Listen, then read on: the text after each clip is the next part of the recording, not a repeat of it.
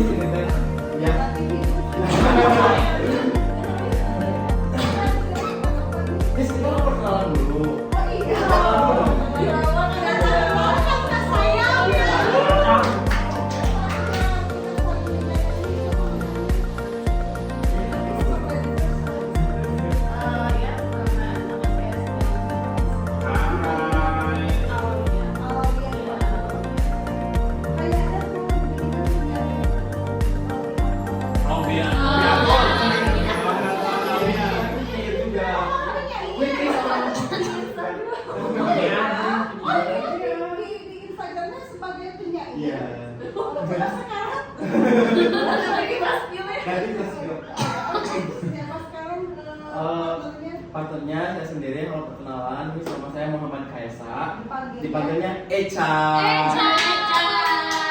Asal ini ya, asal nama salah satu pimpinan partai Kaisa.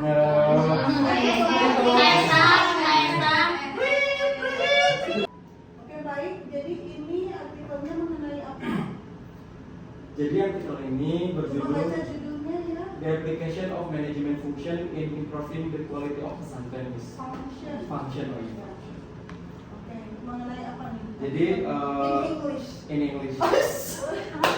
in this article, mohon maaf nih ya, saya nggak bisa bahasa Inggris. Jadi pada artikel ini peneliti ingin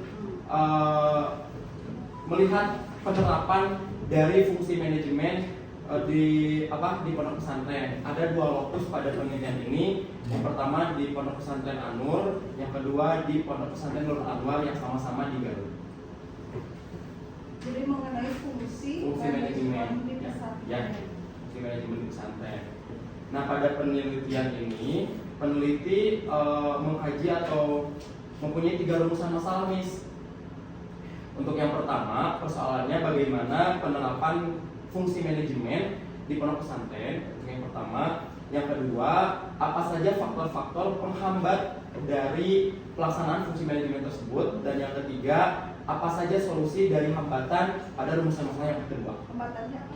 Hambatannya katanya ada beberapa. Yang pertama, Coba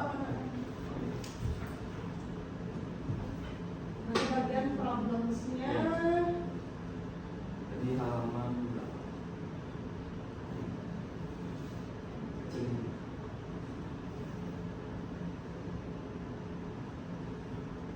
Mana ini kali ya? ya, Bu. Nah, Ada berapa hambatan di situ? hambatannya ada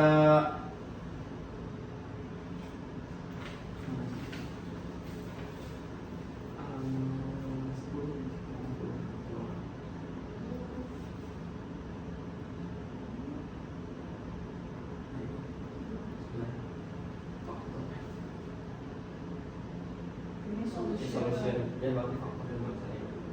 Nah, faktor penghambat pelaksanaannya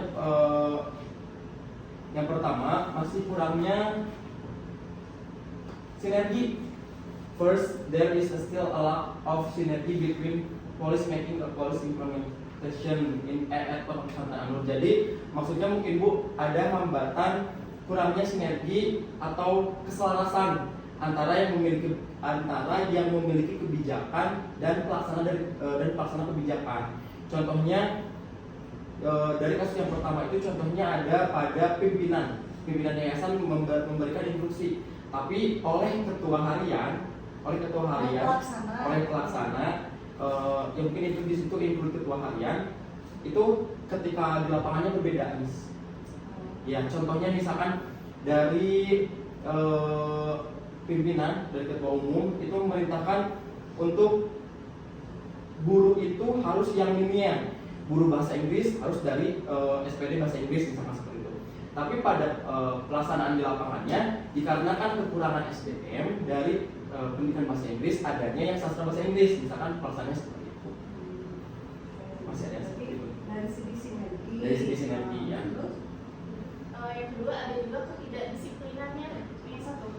Jadi misal kayak antara misalkan dari jadwal yang pelajaran yang ada di pesantren, baik itu pesantren Nurul Anwar Garut maupun yang di PI Anwar itu sendiri, itu apa, tidak disiplin, artinya baik itu muridnya gitu, misalkan muridnya tidak, santrinya gitu tidak tepat dengan jadwal jam 10 tapi malah baru masuk ke kelas misalnya. Emang kalian nggak gitu ya?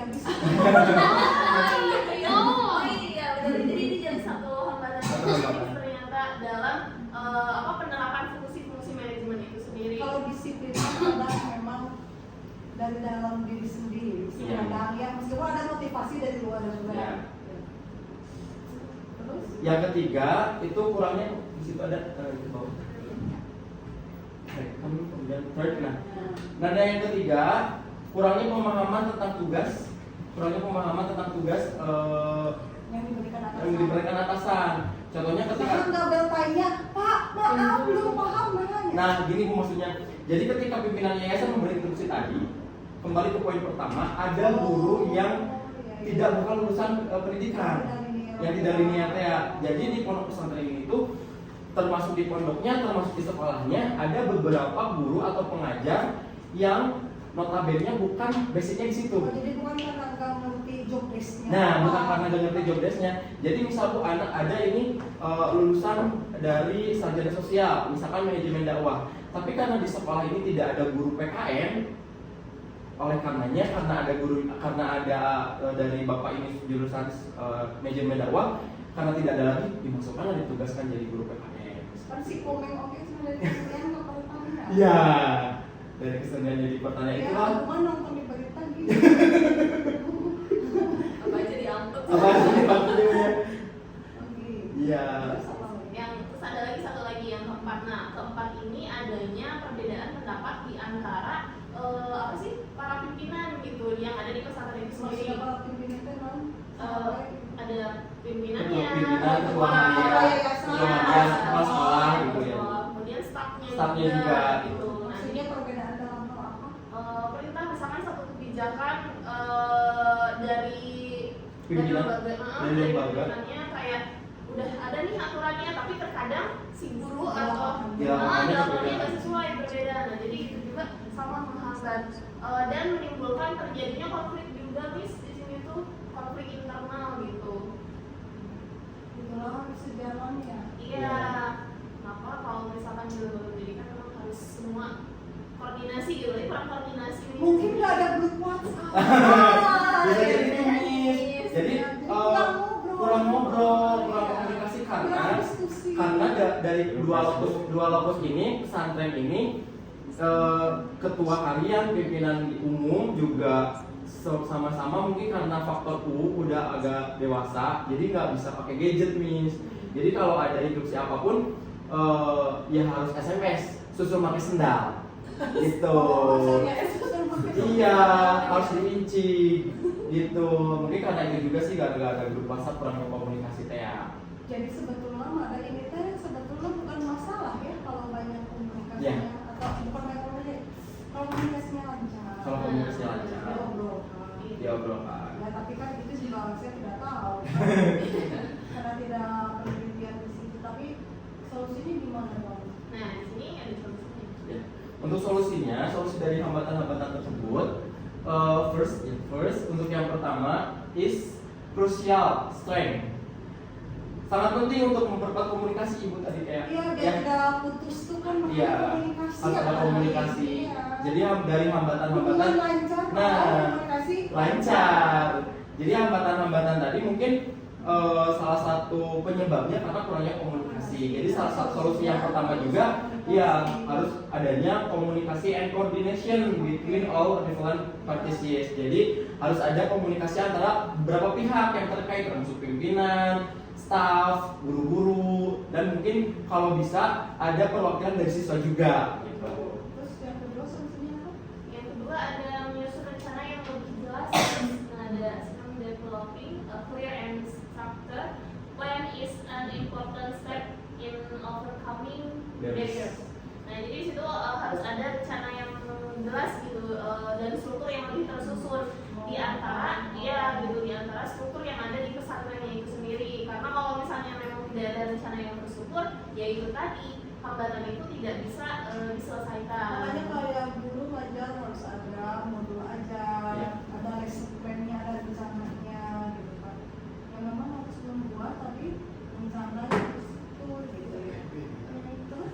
Nah, untuk solusi yang ketiga, Bu, jadi sesuai dengan apa fungsi dari manajemen yang diterapkan pada artikel ini kan ada 6. Yang pertama itu planning, dari POAC itu tadi, planning, organizing, actuating, controlling, leadership, dan managing SDM-nya. Nah, dari fungsi ke-6 fungsi tersebut dimasukkan ke solusi untuk hambatan-hambatan yang ada ya. Nah, tadi yang pertama ada komunikasi, yang kedua ada planning, dan yang ketiga ada melakukan pelatihan. Pelatihan untuk siapa? Ya untuk seluruh pihak yang terkait, Miss. Nah, di sini ada Producing Human Resources Training and Development. Jadi pelatihan untuk mengembangkan sumber daya manusia merupakan solusi yang sangat penting. Makanya tadi disingkat jadi apa? Watch. Oh, berarti itu harus diterapkan. Iya, harus diterapkan.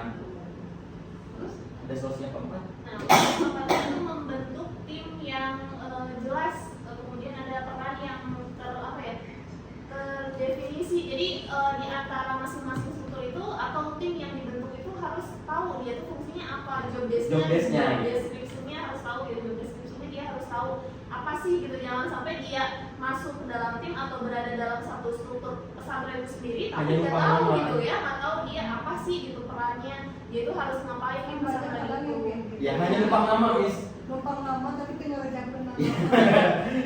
Dari cuannya aja. Dan yang kelima, di sini juga ada solusi untuk permasalahannya, menetapkan yang kelima di atas. Dan yang kelima itu menetapkan sistem dan prosedur yang jelas untuk membantu jalannya koordinasi yang ada. Tadi untuk solusi yang keempat kan membuat tim untuk koordinasi dengan atasan, dengan bawahan. Nah, untuk yang kelima menetapkan sistem prosedur yang jelas. Jadi tadi oleh Bu Ala juga disinggung terkait job desk, dia juga harus tahu harus dengan koordinasi dengan siapa. Apakah misalkan ketua harian langsung koordinasinya dengan sekretaris atau ketua umum, misalkan seperti itu. Iya benar. Jadi jangan dilempar-lempar. Ya, jangan Di dilempar-lempar. sini, pas di sini harus ke sana. Ayo, dilempar-lempar kan gitu. Ya. Tapi ini pasti sebetulnya sudah bagus sekolahnya, pesantrennya pasti Ya. sudah bagus. Jadi kan namanya sekolah, namanya tempat institusi atau tempat kerja apapun itu selalu namanya masalah masih ada. Tinggalkan bagaimana kita mengemas masalah tadi supaya tidak jadi konflik, solusinya nanti gimana kan gitu ya. Jadi pasti ada aja sih kalau masalahnya. Kayak di sekolah kan pasti banyak masalah. Tinggal bagaimana kita kalau jadi pengajar mencari solusi untuk masalah tadi kan gitu ya. Jadi pasti ini juga sekolahnya mau Alhamdulillah udah bagus, Miss. pulang namanya udah membuat suatu manajemen kayak gini nih. Ya. Gitu. Tinggalkan berarti mengkomunikasikan intinya Maya. Dan apa namanya itu tadi pakai quotes yang tadi itu kan sebetulnya itu berarti berdasarkan artikel ini yang dibuat sama penulis ya, Ya. si metode yang tadi.